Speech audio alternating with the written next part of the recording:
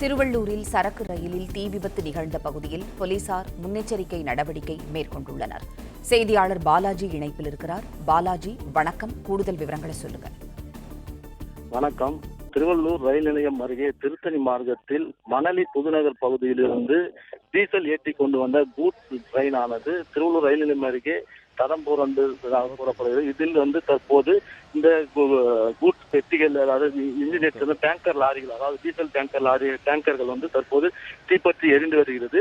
சுமார் 15க்கும் மேற்பட்ட டேங்கர்கள் தீப்பற்றி எரிவதன் காரணமாக பொதுமக்கள் யாரும் அருகே செல்லாதவாறு காவல்துறையினர் தற்போது பாதுகாப்பு ஏற்பாடுகளை செய்து வருகின்றனர். 100க்கும் மேற்பட்ட காவல்துறையினர் பாதுகாப்பு பணியில் ஈடுபடுத்தப்பட்டு மற்றும் அதன் அருகே உள்ள குடியிருப்புகளில் மக்களை வெளியேற்றி வருகின்றனர். மேலும் சாலையில் செல்லும் வாகனங்களையும் தற்போது பாதி மாற்றி விடப்பட்டுள்ளது. இதன் காரணமாக தற்போது இங்கே பரபரப்பு காணப்பட்டு வருகிறது.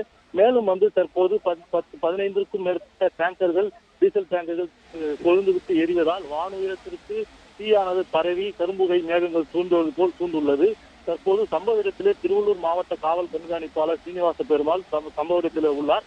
தற்போது இந்த பகுதியில் உள்ள தீ விபத்து பகுதியில் உள்ள குடியிருப்புகளில் உள்ள மக்களை வெளியேற்றி அருகே வைக்கப்பட்டுள்ளனர். மேலும் பொதுமக்கள் யாரும் தீ விபத்து ஏற்பட்டுள்ள பகுதியில் செல்லாதவாறு 100க்கும் மேற்பட்ட காவல்துறையினர் தற்போது பாதுகாப்பு பணியில் ஈடுபடுத்தப்பட்டுள்ளதோடு 108 ஆம்புலன்ஸ் வாகனங்களும் தீயணைப்பு துறையினர் தற்போது தீயை அணைக்கும் பணியில் தீவிரமாக ஈடுபட்டு வருகின்றனர்.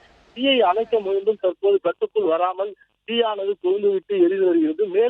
மேலும் தற்போது அருகே உள்ள மற்ற டேங்கர்களுக்கும் தீயானது பரவும் நிலை ஏற்பட்டுள்ளது.